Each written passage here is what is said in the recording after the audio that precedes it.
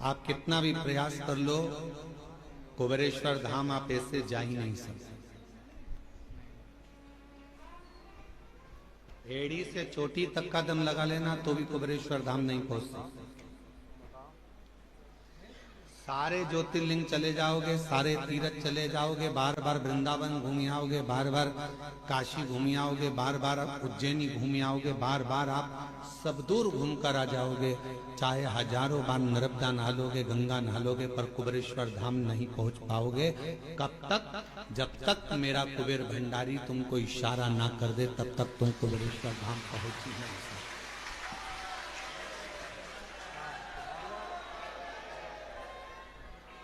आप अयोध्या हो जाओगे, काशी हो जाओगे, प्रयाग हो जाओगे, गंगा नहा जाओगे, हरिद्वार होकर आ जाओगे, आप दुनिया के सारे तीर्थ होकर आ जाओगे, उज्जैनी भी बारंबार चले जाओगे, ओमकारेश्वर भी बारंबार चले जाओगे, पर सीहोर कुबेरेश्वर बाबा के धाम में तो बाबा जब तुम सब दूर होकर आ जाओ, उसके बाद भी तब तक सीहोर नहीं पहुंच सकते, कुबेरेश्वर धाम नहीं पहुंच सकते, जब तक मेरा शिव कृपा ना कर। क्यों? क्योंकि यहाँ जो आएगा, कुबेरेश्वर धाम जो आएगा, तो भगवान शंकर को उसकी झोली 3 महीने में भरना ही पड़ेगी, इसलिए सोच कर बुला।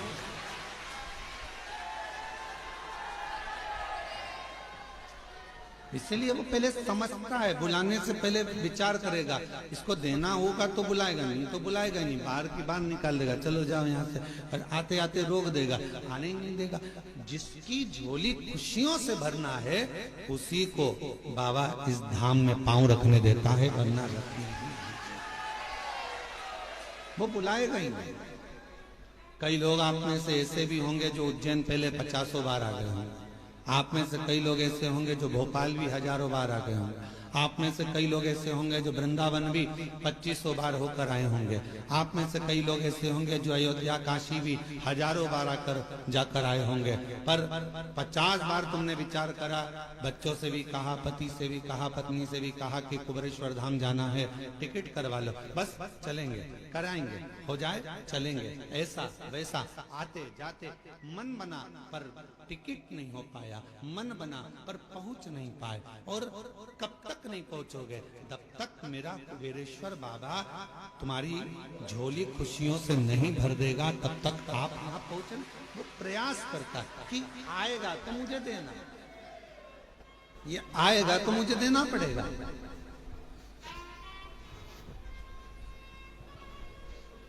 अब हम आपसे पूछें, आपके घर में मेहमान आएंगे तो आप पानी पिलाओगे कि नहीं पिलाओगे? बोलो बोलो, जम के बोलो जरा, पिलाओगे। अगर मेहमान रात रुकने के लिए आया तो खाना खिलाओगे कि नहीं खिलाओगे?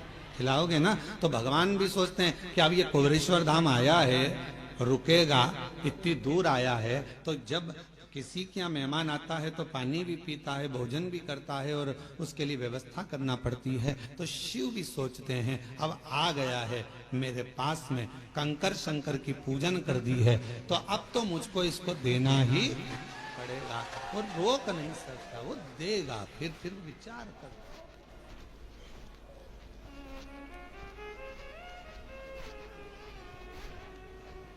और मैंने तेरे ही भरोसे बाबा, तेरे ही भरोसे हवा बिच उड़ती जावांगी, बाबा डोर हथों चढ़ी जावांगी, बोले शंभो मैं तेरी बदन, हवा बिच उड़ती जवानी, बाबा डोर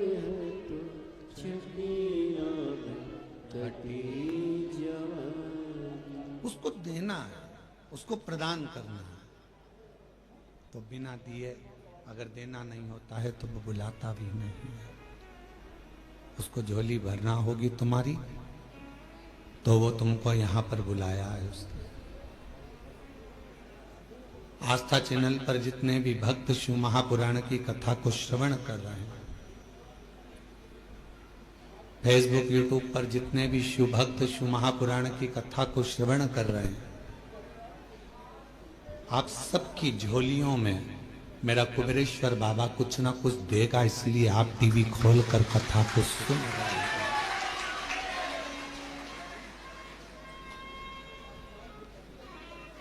ये दामोदर मास, कार्तिक का महीना शिव की आराधना का बिंदु है। भगवान शंकर की आराधना का केंद्र बिंदु है।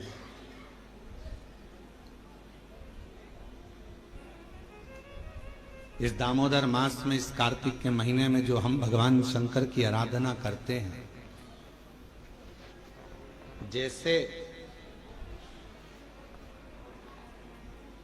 मंदिर में या पंच वृक्ष के नीचे बट वृक्ष, आंवला, पीपल, शमी, बेलपत्र, ये जो पंच वृक्ष हैं, इन पंच वृक्ष के नीचे जैसे दीप दान किया जाता है, शिवालय में, देवालय में, भगवान के मंदिर में दीप दान किया जाता है, या अपने घर के अंदर या घर के बाहर प्रतिदिन दीप दान किया जाता है, तो कार्तिक महीने में अगर भूल से, कार्तिक महीने में अनायास भूल से भी यदि कहीं शिवालय में पंच दीप दान हो जाते हैं, तो वो कार्तिक के महीने का करा हुआ दान अजर और अमर हो जाता है। अजर।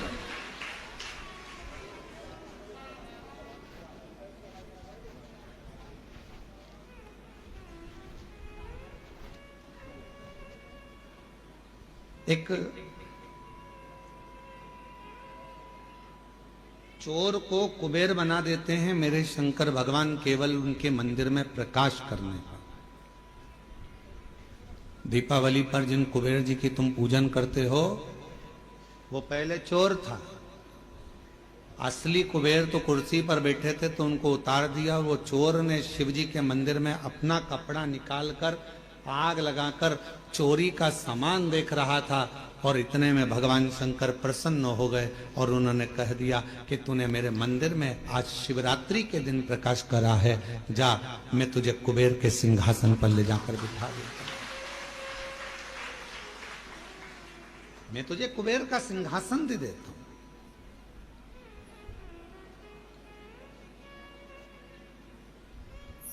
शिवालय का दीपदान हम आप लोगों से भी कहेंगे, कभी एक बार प्रैक्टिकल करो। 1 वर्ष का कोई भिक्षा मांगने वाला भी है ना, बहुत दरिद्रता उसकी जिंदगी में है, बहुत गरीबड़ा है, उसके पास खाने तक के लाले पड़ रहे हैं, तो हम उनसे एक निवेदन करेंगे कि प्रयास करो, 1 वर्ष ये 7 जगह हैं जहां पर कभी एक जगह का नियम बना लो, या तो बेलपत्री के पेड़ के नीचे, या शमी के वृक्ष के नीचे, या पीपल के वृक्ष के नीचे, या आंवले के वृक्ष के नीचे, या बट वृक्ष के नीचे, या शंकर भगवान के शिवालय में, या अपने घर के दरवाजे के बाहर। ये 7 स्थान हैं, इसमें से कोई एक स्थान आप चुन लो। एक दिन भी नागा नहीं होना चाहिए, एक दिन भी कैंसिल नहीं होना चाहिए, एक दिन भी उसमें कहीं अड़चन नहीं आना चाहिए। 1 वर्ष ये 7 स्थान में से कोई एक स्थान पर 1 वर्ष तक रोज शाम के समय प्रदोष काल में दिया लगाना चालू करो। भले वो दिया 2 मिनट जले, पर प्रदोष काल में अगर तुमने एक जगह का भी नियम ले लिया 1 साल का, फिर हमको बताना कि मेरे कुबेरेश्वर बाबा ने तुम्हारे घर में संपदा की कमी तो नहीं रखी। वो भंडार भरने में कमी नहीं रखता, भंडार भरता। एक स्थान चुन लो, या तो पीपल का वृक्ष चुन लो, या आंवले का वृक्ष चुन लो, या फिर शमी का वृक्ष चुन लो, या फिर आप बेलपत्री का या बट वृक्ष। वहां नहीं जा सकते तो शिवालय चुन लो, शंकर का मंदिर। वहां भी नहीं जा सकते तो अपने घर के दरवाजे के बाहर।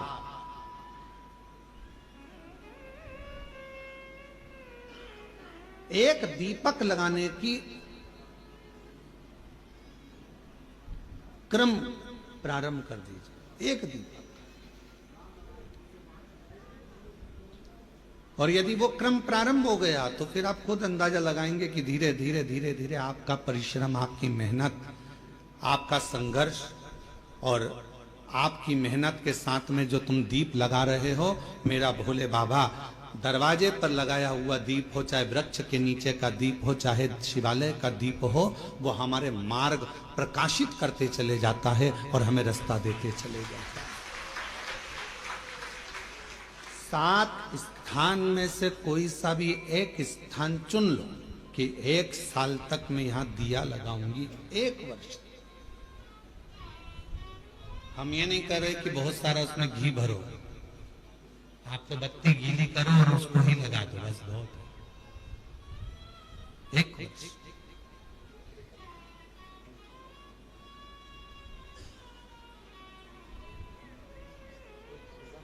एक माघ महीने में एक कथा मिलती है,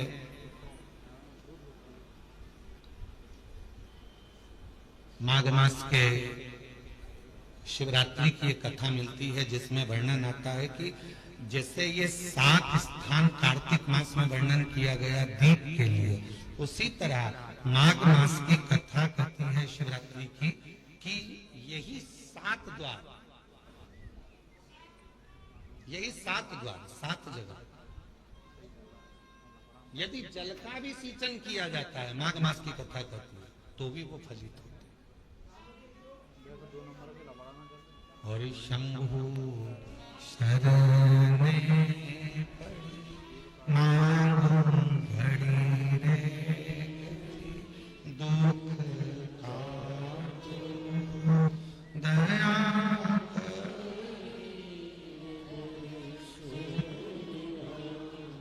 ओ शंभु शरणे घड़ी रे दुख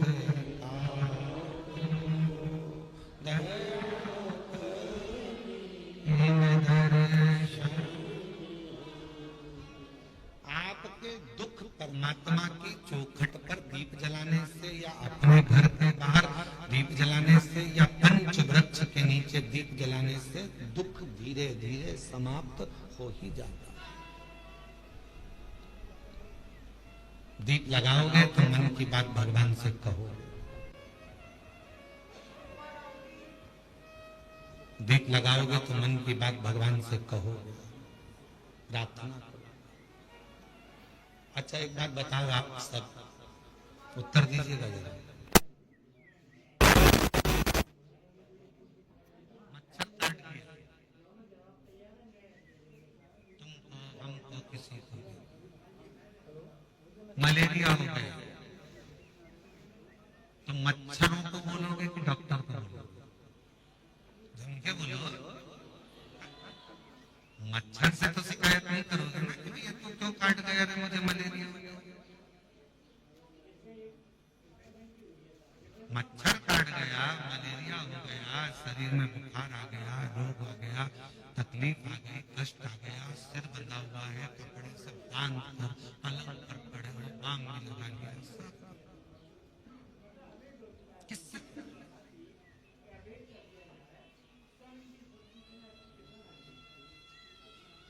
मच्छर ने तो दुख दिया, मच्छर ने तो तकलीफ दी, मच्छर ने तो कष्ट दिया, पर बोल किससे रहे?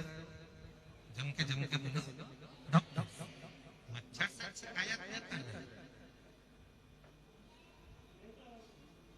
डॉक्टर के पास जाकर बोलोगे कि डॉक्टर साहब ये मेरे को बुखार आ गया, ये हो गया, तो क्या मच्छर काट गया तुमको, तुम्हें मलेरिया हो गया? गए किसके पास?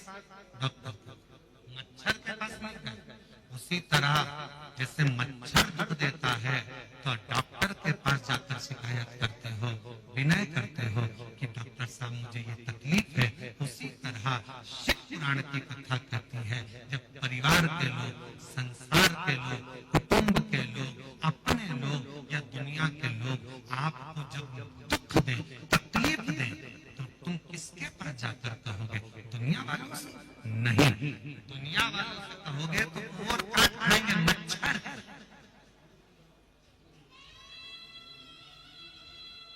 मच्छर से जाकर मच्छर की शिकायत देना, डॉक्टर के पास जाकर कहोगे तो वो दवाई देगा, तुम्हें अच्छा कर देगा। उसी तरह जब दुनिया कष्ट दे, दुनिया तकलीफ दे, अपने ही अपनों को दुख दे दे, तब शिव के दरवाजे पर जाकर उससे कहते आना, वो सारे दुख सारे कष्ट एक पत्र है, अच्छा है।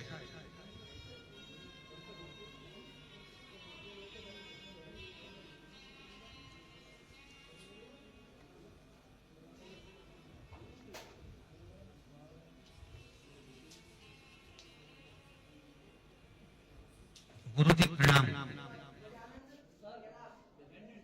यूपी एसआरटीसी कहीं बैठे हो तो एक बेलपत्र लेने के लिए पीछे से आ सकते। झांसी डिपो में मैं चालक हूँ, झांसी में मैं बस चलाता हूँ, यूपी एसआरटीसी की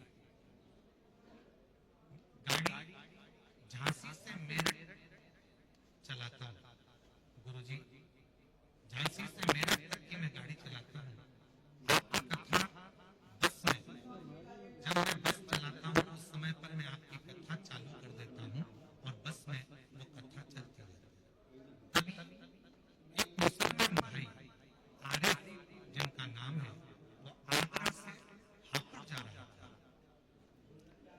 और जब हापुड़ से आरिफ नाम का एक मुसलमान भाई आगरा से हापुड़ जा रहा था, तब वह कथा सुन रहा था।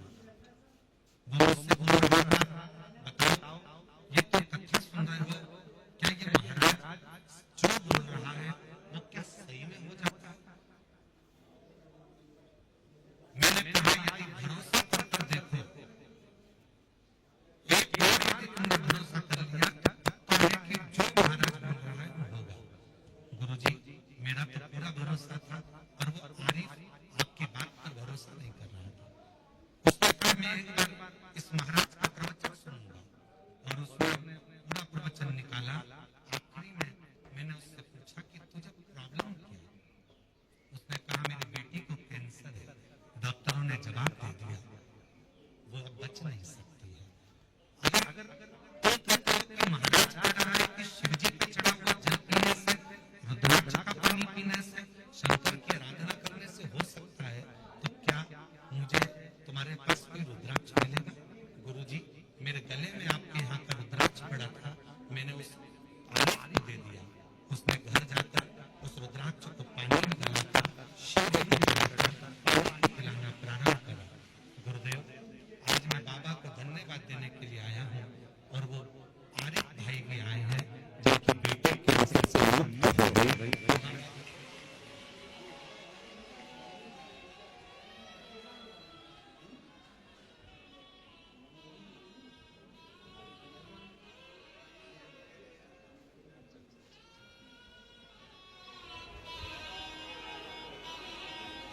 एक उनको दे देना। आप बस के संचालक हैं और आरिफ भाई पंडाल में तो हैं पर आए नहीं हैं, पर उनके लिए बेलपत्र उनको देना और उनकी बेटी को।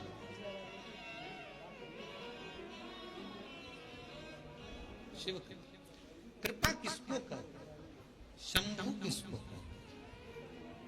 महाराज सारी समस्या का हल एक जब विश्वास के साथ, भरोसे के साथ शिव को जल चढ़ाया जाता है तो शिव उस जल हम और वो भाई आपको धन्यवाद देने के लिए आए हैं कि बेटी पूरी तरह से स्वस्थ हो गई है, उसका कैंसर।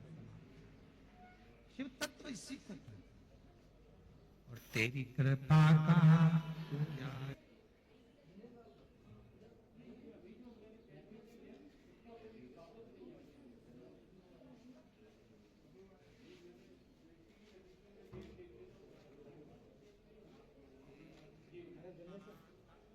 क्या है भरोसा कब किस पर जरा सी हम पर कर दो, जरा सी हम पर कर दो।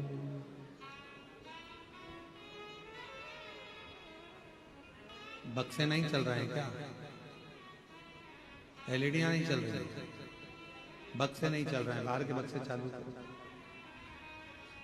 जिस पर भी हो गई तेरी कृपा करुणा वो भव पार हुआ, भव पार हुआ।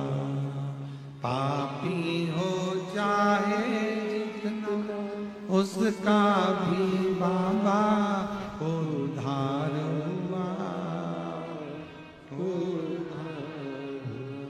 गिद्ध अजामिल गणिता जैसे तेरे मन को भार, जरा सी हम पर कर दो, जरा सी हम पर कर दो। तेरी कृपा का क्या भरोसा, कभी किस पर हो जाए, जरा सी हम पर कर दो, जरा सी। मच्छर काटेगा तो हम मच्छर से शिकायत नहीं करेंगे, हम शिकायत करेंगे तो डॉक्टर से जाकर साथ ये मच्छर मुझे काट गया है और मुझे मलेरिया हो गया है, मेरे शरीर में रोग हो गया, बुखार आ रहा है, मुझे सिर दर्द।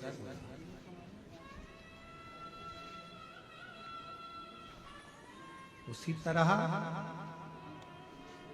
जब दुनिया के मच्छर हमें काटते हैं, संसार के लोग जब कष्ट देते हैं, अपने पर्याय सब जब दुनिया ताना देती है, अब शब्द करती है, तब दुनिया वालों से जाकर मत कहो, पड़ोसी से, अड़ोसी से, रिश्तेदार से, इनसे मत कहो। कहना है तो एक बार कुबेरेश्वर बाबा के दरवाजे पर जाकर कहो कि ये तकलीफ, ये कष्ट निभाएगा,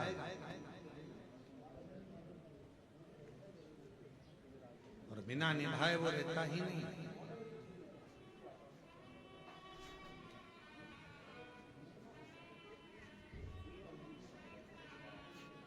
रील में और रियल में बहुत बड़ा अंतर है। रील बनाना सरल है पर रियल लाइफ को जीना कठिन है।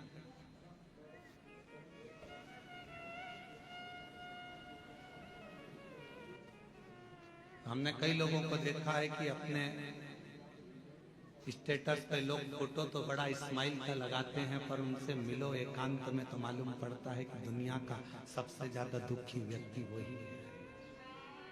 फोटो तो स्माइल का लगाया है, हंसते हंसते लगाया है, पर उसके अंदर कितना दर्द छुपा हुआ है वही जानता है। उसके भीतर कितना दर्द। हम कुबेरेश्वर बाबा से आप लोगों से ज्यादा तो हमारा मिलना नहीं होता। आप भी कई लोग आए हैं 24 घंटे, 2 दिन, 3 दिन, 4 दिन यहाँ रुके हैं। आपने देखा होगा हम बाहर नहीं मिलते, अपने अनुष्ठान में, अपने जप में लगे रहते, भजन करना। और बाबा से एक ही प्रार्थना करते रहते हैं, तेरी चौखट के अंदर जो प्रवेश कर जाए, इस कुबेरेश्वर बाबा की धरा पर जब कोई आ जाए तो इतनी कृपा जरूर करना कि वो 3 महीने में झोली भर कर वापिस आ जाए। वो खाली ना,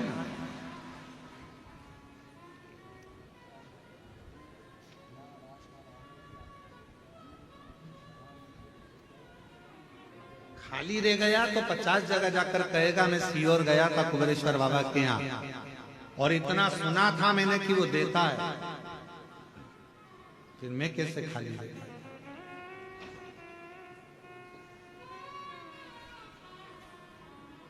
और हम आप लोगों से भी कहेंगे ये कुबेरेश्वर बाबा की धरा है, कंकर शंकर की भूमि है। यहाँ विश्वास अगर आपके दिल में है तो शिव दिए बिना नहीं रह सकता। एकांत में बैठकर 108 बार श्री शिवाय नमस्तुभ्यम बोलो, 5 कंकर बीन कर उसका पूजन करो, उसको शिव मानकर उसकी आराधना कर कर उससे प्रार्थना करो, बाबा बहुत आस लेकर आया हूं। मेरे बाबा, मेरे भोलेनाथ, मेरे शंकर, सब दूर से हार चुका हूं, तब आखिरी में तेरे दरवाजे आया। और अगर तेरे दरवाजे से भी खाली चला जाऊंगा तो फिर कहां जाऊंगा? अब ये श्वास तेरी है, शरीर तेरा है, घर तेरा है, परिवार तेरा है। जैसे तूने आज मुझे अपने धाम में बुलाया, पूजन करवाई, ऐसी कृपा करना कि मुझे फिर वापस खूब देना, खूब कृपा करना, स्वस्थ होकर परिवार के साथ आनंद के साथ तेरे धाम फिर आऊं और फिर पूजन कर। ऐसी कृपा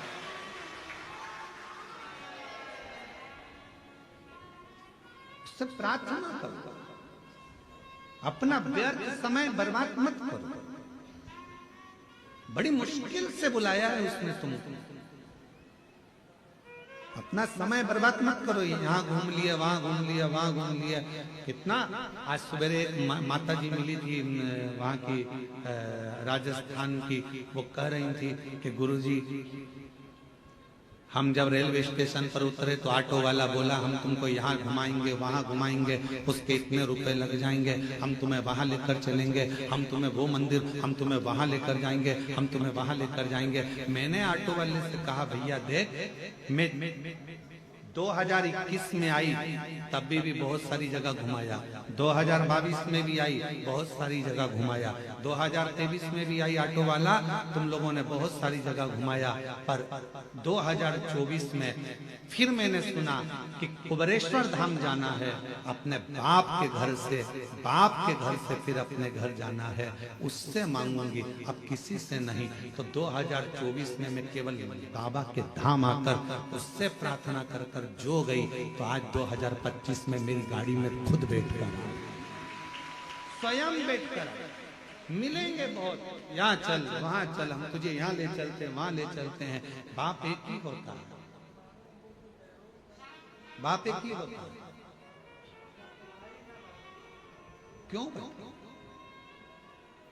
यहाँ जाना है, वहां उससे मिलने आए हो, उससे बात करने आए हो, थोड़ा बैठो उसके।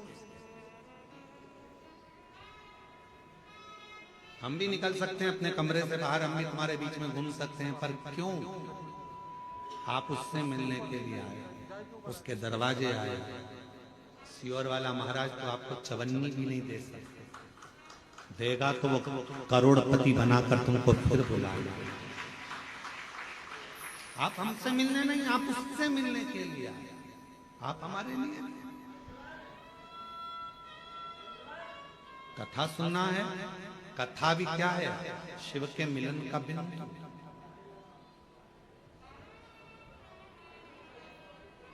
शंकर से मिलन का बिंदु है शिव महापुराण की। रुक्मणी जी को भगवान कृष्ण कैसे मिले थे? ना तो रुक्मणी जी ने कभी कृष्ण को देखा था, ना भगवान कृष्ण ने रुक्मणी जी को देखा था। फिर मिलन हुआ कैसे? केवल एक बात पर मिलन हुआ कि रुक्मणी जी ने रोज किसी ना किसी मुख से भगवान कृष्ण का चरित्र सुना। कृष्ण ऐसे हैं, कृष्ण वैसे हैं, कृष्ण की लीला ऐसी है, कृष्ण की लीला वैसी है। रुक्मणी जी ने सोच लिया अब तो कृष्ण को अपना बनाऊंगी और मैं कृष्ण की हो जाऊंगी। आखिरी में भगवान कृष्ण को रुक्मणी को अपना बनाना पड़ा और रुक्मणी के कृष्ण हो गए। जरा विचार, कथा शिव के करीब लेकर जाता है। कई लोग कहते हैं गुरुजी भगवान के 24 अवतार हुए। हम कहते हैं सतयुग, त्रेता और द्वापर, 3 युग मिलाकर भगवान के 24 अवतार हुए हैं। कितने? जम के बोलो जरा। 24। भागवत में इसका वर्णन, कोई अवतार सतयुग में हुआ, कोई अवतार त्रेता में हुआ, कोई अवतार द्वापर में हुआ। पर भगवान देवाधिदेव महादेव को सबसे ज्यादा प्रिय अगर कोई युग है तो ये कलयुग है। क्यों?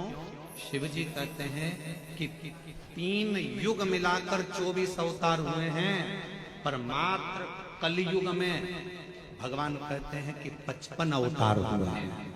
केवल कलयुग अकेले कहा गुरुजी 55 अवतार कैसे? तो किसी ने पूछा कि केवल अकेले कलयुग में भगवान के 55 अवतार? हाँ, कभी श्रीमद वल्लभाचार्य जी के रूप में, कभी श्री रामानुजाचार्य के रूप में, कभी श्री निम्बार्काचार्य के रूप में, कभी नामदेव जी के रूप में, कभी मीराबाई के रूप में, कभी कर्माबाई के रूप में, कभी तुकाराम जी के रूप में, कभी छत्रपति वीर शिवाजी के रूप में, कभी स्वामी समर्थ के रूप में, कभी रामकृष्ण परमहंस के रूप में, कभी स्वामी विवेकानंद के रूप में। ये भगवान के ही तो अवतार है। 3 युग मिलाकर 24 अवतार हुए हैं, और कलयुग अकेले में भगवान ने 55 अवतार ले लिए। इतने संत, इतने साधु जिन्होंने भक्ति कर कर भगवान को प्राप्त करा, वो भगवान का ही तो स्वरूप। जितने भक्त सतयुग में नहीं हुए, जितने भक्त द्वापर में नहीं हुए, त्रेता में नहीं हुए, उससे ज्यादा भगवान के भक्त कलयुग में पैदा हुए, जिन्होंने भक्ति कर कर सारे जनमानस को कृतार्थ किया। ये अवतार जितने साधु, सन्यासी, तपस्वी, साधक, उपासक जो भगवान की अविरल भक्ति में डूबे हुए हैं, वो भगवान का ही तो एक प्रतिबिंब है, भगवान का ही तो स्वरूप है। एक गीत की लाइन है, तुझ में रब दिखता है यारा में, आप उसको ढूंढो। और जब उस स्वरूप को किसी में देखते हैं तो वो उसमें नजर आता है। क्यों आए कुबरेश्वर धाम? कथा सुनने के लिए। क्यों आए कुबरेश्वर धाम? बाबा से बोलने के लिए। क्यों आए कुबरेश्वर धाम? बाबा से विनय करने के लिए, निवेदन करने।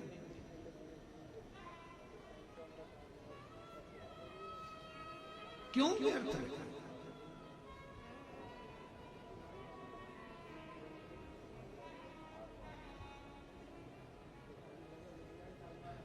कुबरेश्वर बाबा की धरा पर मेरी माताएं, मेरी जीजियां भी आती हैं, जिनके संतान नहीं है, वो भी आकर अगर दंडवत करती है। वहां की मिट्टी जब वो सोती है, प्रणाम करती हैं, उस रज को अपने शरीर पर लगा लेती हैं, उसको प्रणाम करती हैं, नमन करती हैं।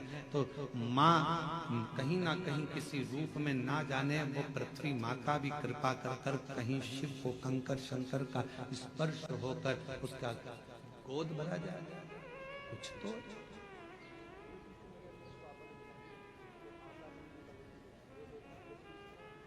रील बनाना सरल है, पर रियल लाइफ को जीना कठिन है। स्माइल देकर रील तो बना लोगे, थोड़ा नाटक भी कर लोगे, हंस भी लोगे, बोल भी लोगे, आनंद ले लोगे।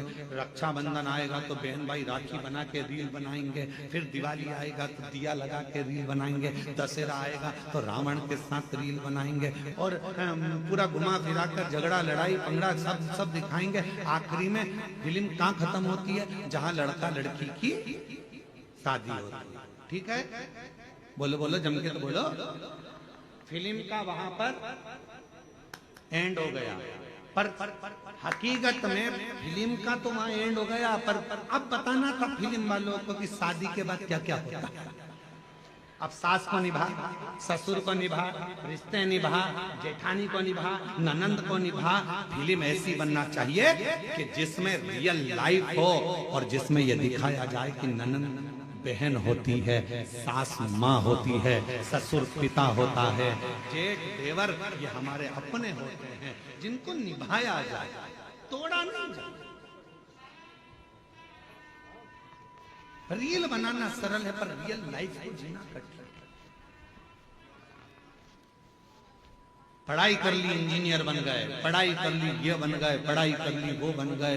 अरे हमने इतना पढ़ाई करा, हमने इतनी डिग्री धारण करी, पर उनसे पूछो, अभी अभी हमने पहले देखा है, एक हीरो अपना सुसाइड कर लिया, एक हीरोइन अपने मर गई, सुसाइड कर लिया। क्यों भैया? तुम्हें तो करोड़ों का धन मिलता था। एक संत थे, उनने सुसाइड कर लिया था। तुम सब अखबारों में पढ़ते रहते, टीवी में देखते रहते, उनने सुसाइड कर लिया था। तो तुम तो इतने बड़े संत, तुम इतने बड़े फिल्मी हीरो, तुम्हारे पास करोड़ों का धन, वैभव, संपदा, सब कुछ है, गाड़ी बंगला, नौकर चाकर सब कुछ है, तुम्हारे पास में धन भरा पड़ा है, फिर ऐसा डिप्रेशन कहां से आ गया, फिर इतनी चिंता कहां से आ गई कि तुमने अपने शरीर को त्याग दिया, तुम मरी गए, प्राणी छोड़ दिया, सुसाइड कर लिया, आखिर क्यों? तो शास्त्र कह रहा है, शिव महापुराण की कथा कर रही है कि दुनिया में धन तो बढ़ गया, संपदा तो बढ़ गई, पैसा बढ़ गया, गाड़ी बढ़ गई, बंगले बढ़ गए, पर मन का सुकून नहीं बढ़ पाया, शांति नहीं बढ़ पाई। भीतर की शांति होना बहुत जरूरी है और वो नहीं बढ़ पाता। जितने कॉलेज हैं, जितने स्कूल हैं, सब में कमाने का तरीका सिखाया जा रहा है। जितने कॉलेज हैं, जितने स्कूल हैं, सब में कमाने का तरीका सिखाया जा रहा है। कमाई कैसे करना है, किस तरह से कमाना है, पैसा कैसे लाना है। हर कॉलेज में, हर स्कूल में कमाने का तरीका सिखाया जा रहा है, पर कोई कॉलेज, कोई स्कूल ऐसा नहीं है जिसमें प्रेम बढ़ाने का, उम्र बढ़ाने का, घर में व्यवहार बढ़ाने का तरीका सिखाया जाए। वो बढ़ उसको बढ़ाया। और प्रेम जब अनंत हो गया, रोम रोम संत। प्रेम बढ़ाने का तरीका मेरे शिव सिखाता। किससे झगड़ा करा तुमने? अपने पति से। झगड़ा कर कहां गई? शंकर जी के मंदिर में। क्या करने? एक लोटा जल चढ़ाने। अब जब तुम शिव जी के मंदिर में एक लोटा जल चढ़ाने जा रही हो झगड़ा कर तो वहां तो देखो कि शंकर और पार्वती दोनों साथ रह रहे हैं, और तुम झगड़ा करके मायके चली गई। वापिस आओ मायके से, किसी के बुलाने का इंतजार मत करो, आओ अपने घर। देखो शंकर जी अपनी पत्नी के साथ रह रहे हैं, गणेश जी पुत्र के साथ में रह रहे हैं, कार्तिकेय के साथ रह रहे हैं, अपनी बेटियों के साथ रह रहे हैं, पति पत्नी। ये आएगा, शंकर जी की लाइफ में विष आया है, शंकर जी के सामने भी विष आया है, पर उन्होंने पी लिया, निगल लिए, कंठ पर रख लिया और अपनी लाइफ अच्छी जी रहे हैं। तुम्हारी जिंदगी में भी दुख आएगा, किसका झगड़ा नहीं होता। शंकर पार्वती जी का भी सती माता को समझाया, माता सती नहीं समझी, अपने पिताजी के घर चली गई, जकर भस्म हो गई। कितना दिल दुखा होगा महादेव का, कितना मन दुखा होगा शिव जी का। लोग कहते हैं सबसे ज्यादा प्रेम इन देवता का था, इन देवी का था, इनका था, उनका था। लोग कहते हैं प्रेम की मूर्ति ये भगवान थे, पर सही प्रेम की मूर्ति तो मेरे शंकर भगवान और माता सती थी। शायद शिव जैसा प्रेम किसी ने नहीं करा, शायद माता सती जैसा प्रेम किसी ने नहीं करा। अपने पिता के घर में जब अपने ही पति का अपमान होता देख लिया तो सती माता ने प्राण त्याग दिए। कितना प्रेम करती होगी मां सती अपने शिव से, और कितना प्रेम भगवान शंकर करते होंगे कि सती माता जलकर भस्म हो गई, कंधे पर धर लिया, तांडव रच दिया, मेरी पत्नी, उसकी याद में गले में मुंडों की माला पहन ली। और बचा कुचा था, मेरी पत्नी मर गई तो उसके तन की भस्म को, राख को अपने शरीर पर लपेट लिया कि मेरी पत्नी की राख है। इतना प्रेम शिव अपनी सती से करते थे और इतना प्रेम सती अपने शिव से करते। ये प्रेम, ये प्रेम। केवल मैसेज में लिख देने से आए,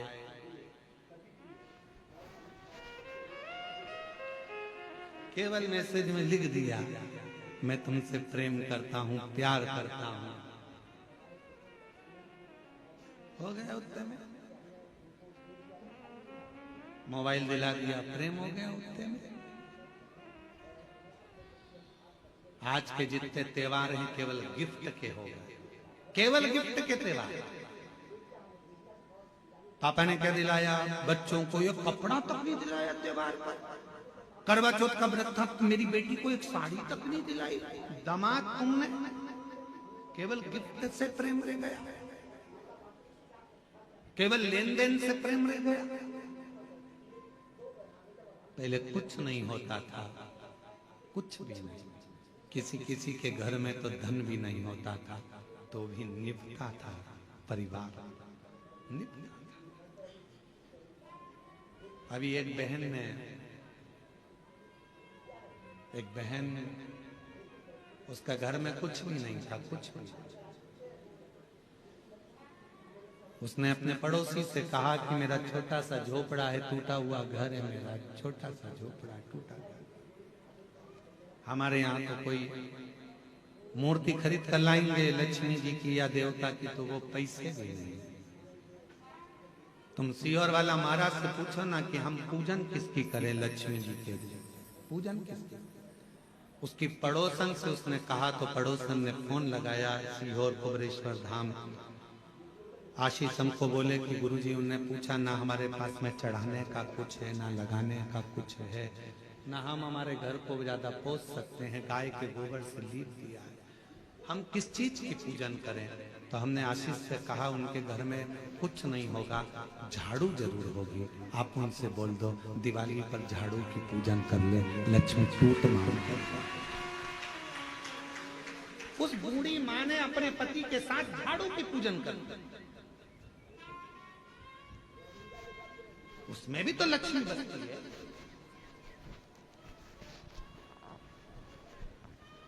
ढेर संपदा होगी तो भगवान रीझेगा, ये शिव पुराण कभी नहीं कहते। करोड़ों का धन होगा तो भगवान रीझेगा, ये पुराण नहीं कहते।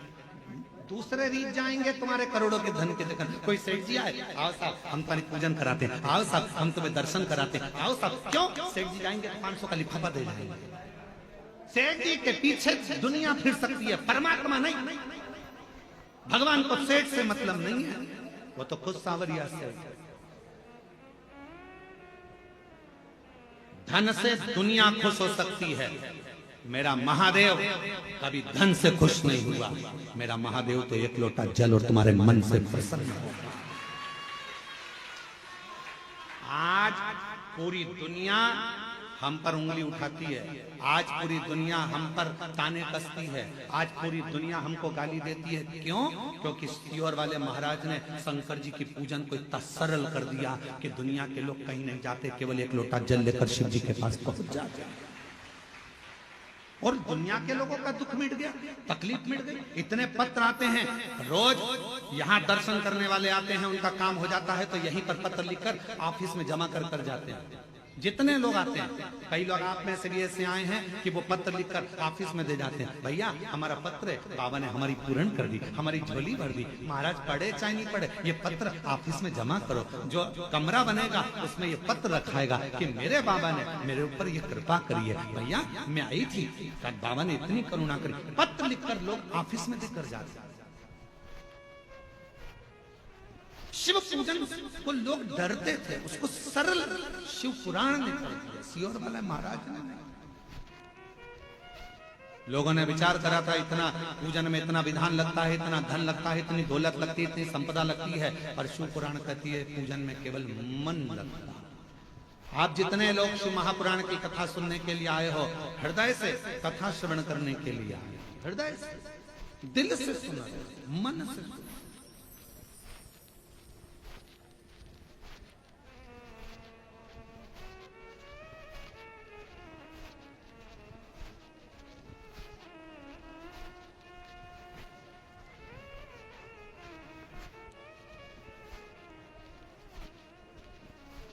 उसका अनुभव आप स्वयं करें, आप स्वयं। ये कुबरेश्वर धाम की धरा एक ऐसी धरा है जहां सारी ऋतुएं, सारे व्रत, सारे तीर्थ, सारे पुराण, सारे शास्त्र का सुख यहाँ प्राप्त हो। आप महसूस करो, आप खुद महसूस करिएगा। और जो लोग 2-3 दिन से रुके हैं वो महसूस कर रहे होंगे। अभी भी हम नहीं कहेंगे, आप तो भरचक गर्मी के दिनों में आओ तो भी तुम महसूस करो, तीनों ऋतुओं का दर्शन होगा आपको। सुबह 4 बजे से लेकर यहाँ 11 बजे तक आपको, सुबह 4 बजे से 11 बजे तक यहाँ शीत ठंडक का महसूस होगा। भरचक गर्मी कितनी भी गर्मी पड़ी, दोपहर में यहाँ शाम को 4 बजे तक ऐसा महसूस होता है कि जैसे बहुत ग्रीष्म था, और 4 बजे के बाद शाम को 7 बजे तक प्रदोष आरती तक ऐसा लगता है कि हल्की हल्की पानी की बूंदें कहीं से आ रही हैं, चेहरे पर आकर गिरी है, कहीं जल वृष्टि है। सारी ऋतुएं दर्शन कराती है, सारी।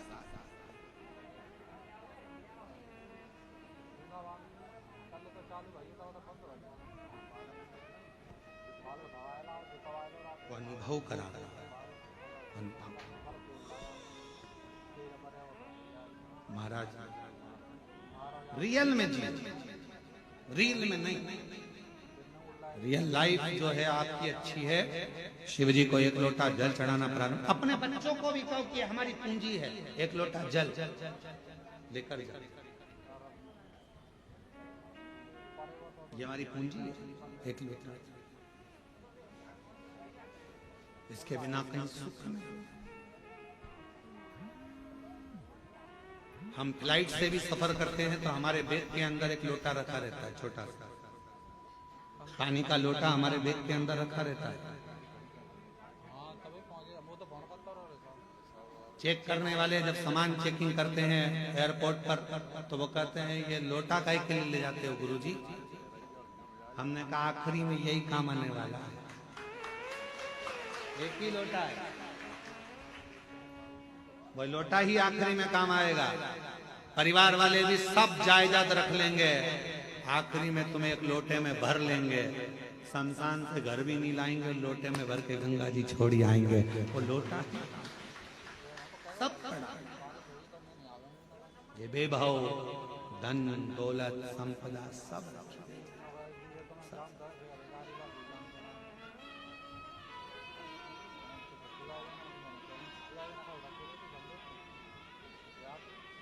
भक्ति करिए। कुबेरेश्वर धाम पर आए हो तो बाबा पर पूर्ण आश्रित होकर, मुझे कहीं नहीं जाना, मुझे तो मेरे कुबेर भंडारी के दरवाजे जाना है, एक बार उससे मिलकर आना, उससे कह कर आना, साधेगा। एक पत्र अच्छा है,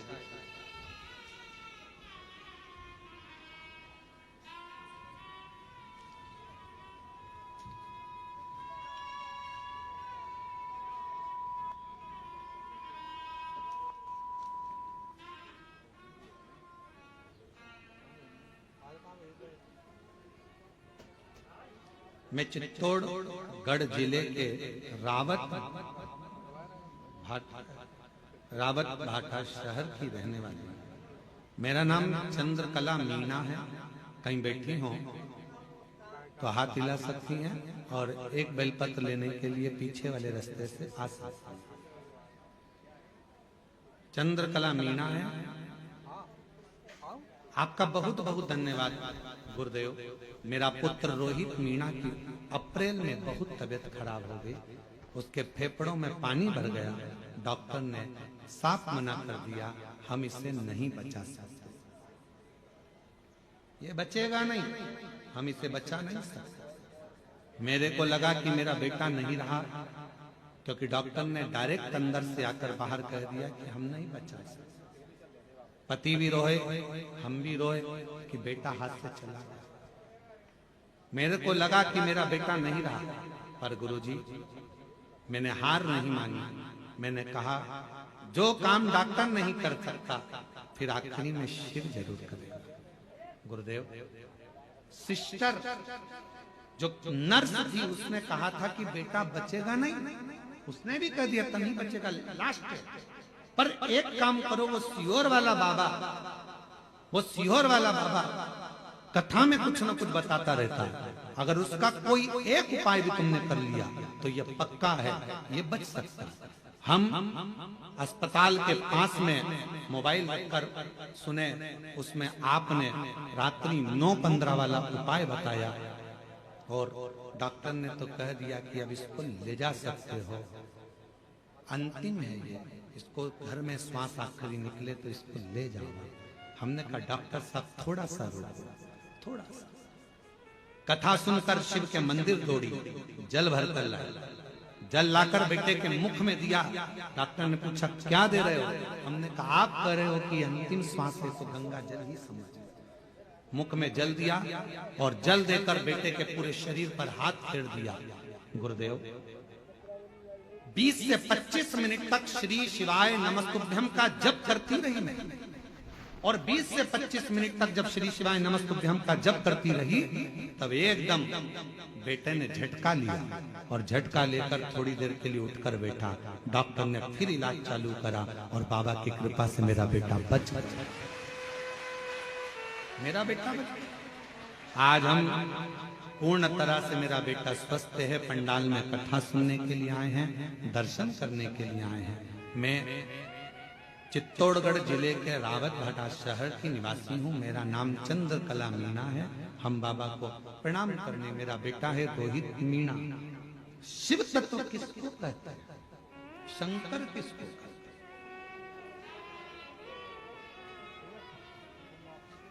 और जब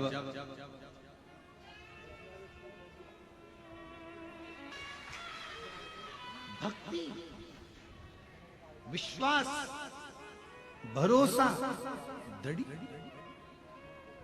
आयो कुबेर बाबा के दरवाजे पर, बैठो भजन करो, शिव के छोड़कर नहीं भगना। जरा सा लड़ाई झगड़ा हुआ, घर छोड़ दिया। जरा सी कोई बात आई तो बात करना छोड़ दिया। बाबा ने नहीं सुना तो मंदिर जाना छोड़ दिया। नहीं, फाइल थोड़ी मोटी है, पढ़ने में समय लगेगा। कोई कोई पत्र इतना कठिन होता है कि हम ही नहीं पढ़ पाते, तो भगवान भी तो थोड़ा समय पे पड़ेगा, धीरे धीरे धीरे धीरे।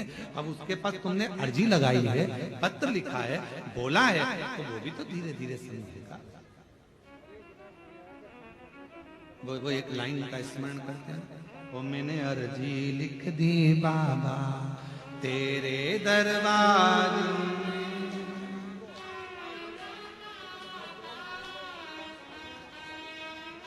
हे बाबा, मैंने तो अर्जी लिखी है तेरे द्वार पर आकर, तुझसे विनय करा है, निवेदन करी, प्रार्थना करी, कोई आडंबर नहीं। शिव महापुराण की कथा कहती है, शंकर को भजने वाले को कोई आडंबर की जरूरत नहीं।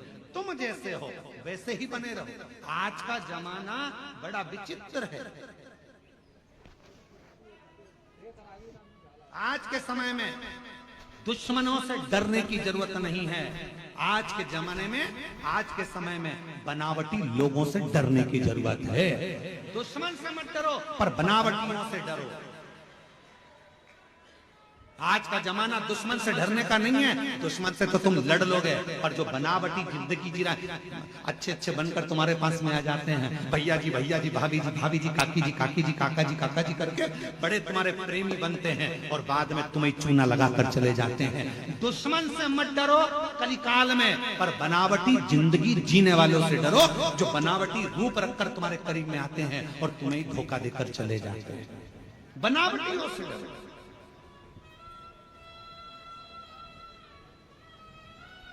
दुश्मन तुम्हारा कुछ नहीं बिगाड़ सकता, पर जो बनावटी बनकर तुम्हारे पास में आए हैं, तुम्हारे अपने बनकर बैठे हैं, तुम्हारा साथ ऐसा लग रहा है कि इसके सिवा कोई नहीं है, यही सब कुछ कर सकता है, यही करेगा, जो बनावटी चेहरा कोई सा रखते हैं और दिखावा कैसा करते हैं, उनसे बचने की जरूरत है। दुश्मन से भले मत डरना, दुश्मन तुम्हारा बाल बांका नहीं कर सकता, पर जो बनावटी जिंदगी जीकर तुम्हारे पास में आए हैं, वो तुम्हें धोखा देकर चले, उससे बचो। और उनको पहचानना कठिन पड़ जाता है। बनावटी लोगों को पहचानोगे कैसे? नहीं पहचान सकते कि अच्छा है कि बुरा है। इसलिए क्या करना, एक लोटा जल चढ़ाओ, शिव जी को जल चढ़ाओ, रोज जल चढ़ाओ। शंकर सबसे पहला काम एक करते हैं, शिव क्या करते हैं तो के जो तुम्हारे पास बनावटी लोग रहते हैं, एक लोटा जल चढ़ाने वाले व्यक्ति के पास में जो उसका बनावटी लोग रहते हैं, उनको धीरे धीरे शंकर भगवान तुम्हारे दुश्मन को, तुम्हारे बनावटी को दूर करते चले, अच्छों को जोड़ेंगे। दुश्मन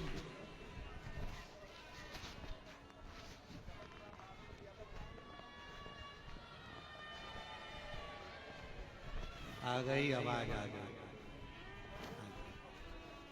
बनावटी लोगों से बचिए थोड़ा। दुश्मन तुम्हारा बाल बांका नहीं कर सकता, पर बनावटी से बचिए।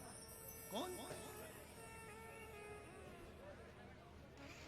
किसी ने पूछा, क्यों गुरुजी शंकर भगवान ने किसी को भी अपना अच्छा एक भी गण ऐसा नहीं बनाया जो ठीक ठिकाने का हो? शंकर जी के गणों को देखो, एक भी ठिकाने का है? अरे बोलो तो जम के, शिव जी ने भगवान नारायण के पास जाकर देखो तो जय विजय पार्षद हैं, ब्रह्मा जी के पास जाकर देखो तो उनके ये पार्षद हैं, अब इंद्र के पास जाकर देखो अप्सराएं और गंधर्व बैठे हुए हैं, शंकर जी के पास में एक भी ठिकाने का गण नहीं है, एक भी। भूत प्रेत डाकनी पिशाचनी, किसी के 12 मुंह, किसी का मुंह, चेहरा ही नहीं है किसी का, कोई रेंग के चल रहा, कोई नंदी, कोई भृंगी, कोई श्रृंगी, कोई ऐसा जिसके 3 पांव, शरीर नहीं संभल रहा। भृंगी कैसा था? 3, क्योंकि माता पार्वती जी ने उसको श्राप दे दिया था, तेरे शरीर में जितना मांस है वो सब हट जा, हड्डी हड्डी पड़ेगा। तो तुमने शिव जी के गणों में देखा होगा हड्डी हड्डी का ढांचा, उसके 3 पांव है। क्यों? शिव जी ने कहा 1 पांव एक्स्ट्रा मैं तुझे दे देता हूं, गिर गया तो 3 पांव दे दिया। और वो भृंगी 3 पांव पे खड़ा। तो किसी ने एक बार इंद्र ने देख लिया उस भृंगी को, और भृंगी को देखकर शंकर जी पे इंद्र हंसने लगे। इंद्र हंसते हंसते बोले, कहने लगे गजब का काम है, इतने बड़े देव अधिदेव महादेव, अगर किसी से युद्ध हो जाए तो लड़ाई करने के लिए इन 3 पांव वालों को भेजेंगे? एक मालूम पड़े हड्डी का ढांचा कहीं पे भी गिर जाए। फिर आया समय जब इंद्र का असुरों से युद्ध प्रारंभ हुआ, शिव जी उस युद्ध में नहीं पहुंचे। शंकर भगवान ने देखा सारे देवता हार गए, तब आखिरी में शंकर जी ने कहा कि भृंगी तू जा। और इंद्र के पास में जब असुरों के युद्ध के लिए भृंगी को भेजा तो इंद्र की पत्नी ने पूछा, शंकर जी नहीं आए युद्ध लड़ने? नहीं, ये भृंगी आया। हाँ, इसके 3 पांव है, हाँ हड्डी का ढांचा है, हाँ कमजोर है, ये तो बहुत, कोई भी मार के गिरा देगा, फूंक मार देगा तो गिर जाएगा, ऐसा भृंगी है। इंद्र ने सोचा शिव जी ने भेजा है, लड़ाना तो जरूरी है। असुर 1.25 लाख सेना असुर की थी सामने, और अकेला भृंगी जब हड्डी का ढांचा 3 पैर से खड़ा हुआ, एक पैर जो भृंगी ने सामने रखा, सारे असुरों को दबा दबा कर मार दिया। तब इंद्र को समझ में आया शंकर का कोई गण कमजोर नहीं। तब समझ में आया कि शिव का कोई गण कमजोर नहीं है। इसलिए निवेदन करते हैं, शंकर के भक्त को कभी कमजोर मत समझना। जब भृंगी का 1 पांव 1.25 लाख सुरों को दबा सकता है, तो शिव का एक भक्त दुनिया तार भी सकता है। सामर्थ्य का होना चाहिए। शंकर का कोई गण कमजोर नहीं है। शंकर के गण को कभी कमजोर मत समझना। नंदी, भृंगी, श्रृंगी सब बड़े प्रमाण। शिव जी का एक गण भूत, अभी तुम लाखों की भीड़ में एक भूत को लाके खड़ा कर दे तो सब भग जाओ। अब जब तुम भग जाओ तो देवता बचेंगे? वो भी भग जाएंगे। अप्सराएं वो भी भग जाएंगे, गंधर्व वो भी भग जाएंगे। शिव शंकर के इंद्र ने ये विचार कर लिया था, ये भृंगी हड्डी का ढांचा, 3 पांव, हड्डी का शरीर, क्या करेगा? ये इससे कोई लड़ाई होगी? इंद्र हंस कर गए थे कि शंकर जी के पास सारी सेना आड़ी टेढ़ी है, कोई काम की नहीं। क्या नंदी लड़ाई करेगा? क्या भृंगी लड़ाई करेगा? क्या श्रृंगी लड़ाई करेगा? कोई गण में इतना बल नहीं है कि वो लड़ाई लड़ लेगा। तब शिव जी ने अपना बल दिखाया 2 बार, एक बार और दिखाया। तब जब ब्रह्मा जी झूठ बोले, जब ब्रह्मा ने झूठ बोल दिया, तब शंकर जी ने अपना एक गण और प्रकट कर लिया, वो था काल भैरव। देवता भी देखकर घबरा गए। दादा, शंकर जी के नख में इतनी दमदारी है कि ब्रह्मा जी का सिर काट सकते हैं। इनसे मत भिड़ना, इनसे। और मेरी जीजियों, मेरे जीजाओं, मेरी बेटियों, बेटाओं, मेरी माताओं, मेरे बुजुर्ग माता पिता के तुल्य आप सब विराजमान हैं। निवेदन करूंगा, 1 लोटा जल जो चढ़ाता रहता है शिव को, वो शंकर का गण कहलाता है। फिर वो गण से दुनिया भी एक तरफ होती है।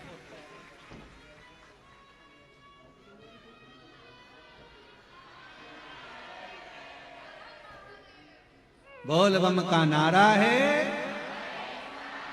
सारी समस्या का हल।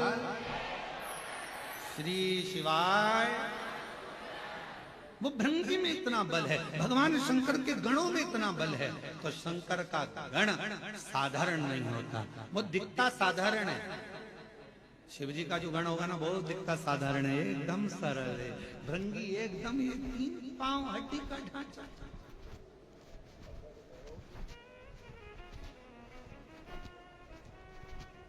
दिखता सरल है, इसमें कुछ भी नहीं है, दमदारी नहीं है, बिल्कुल ऐसा है, ऐसा इतना सरल दिखे ही नहीं। नंदी